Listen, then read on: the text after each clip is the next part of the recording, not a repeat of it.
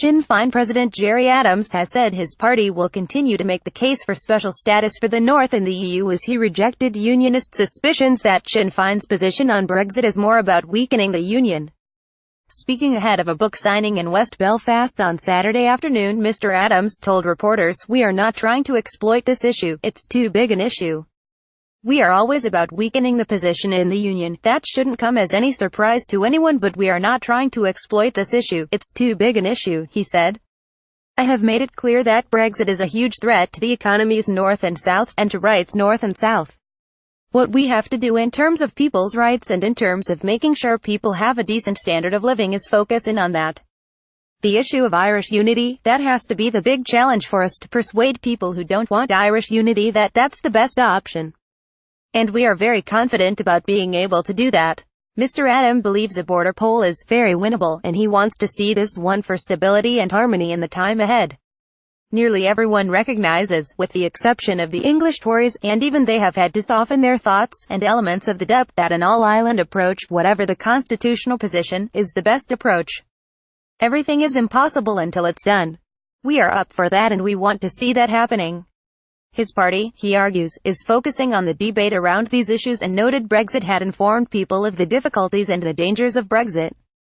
Sinn Féin believes special status for the North, remaining in the customs union and the single market, is the solution.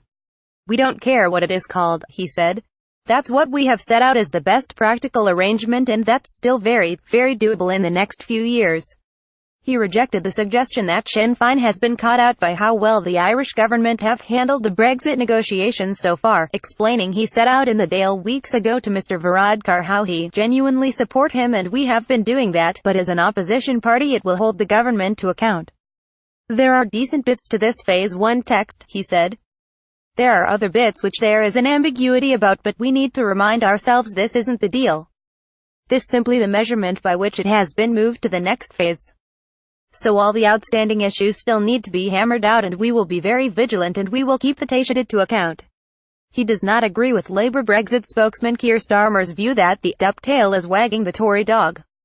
"I don't think so, but let me say this, I listened to what the British Prime Minister said yesterday about the Union. I listen to unionist leaders every day about the Union. They seemed to have a bit of a lack of security complex. They shouldn't take umbrage at those of us who are United Irelanders also see that as our best option. It is going to be done PC, and it's going to be done democratically." Unionist politicians have railed against the Irish government, with the DUP accusing the Taoiseach and the Taoiseach of being aggressive in their stance. DUP leader Arlene has taken exception to Simon Coveney recently saying he would like to see a united Ireland in his political lifetime. Mr. Adams does not see why any unionist should take umbrage at an Irish government minister saying this, especially given the way they are looking for reassurance every second day from the British government, and even in terms of their leadership via statements. He has noticed a change in approach taken by the current Irish government compared to the previous administration, but says he would like to think this is because Sinn Féin are in the Dáil keeping them to account, and because they have seen the increase in the votes for his party in the North. "We don't just want to see a united Ireland in our political lifetime," he said.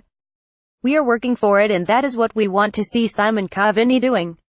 The North has been without government since the late Martin McGuinness collapsed Stormont in January over the DUP's handling of a botched green energy scheme and other matters."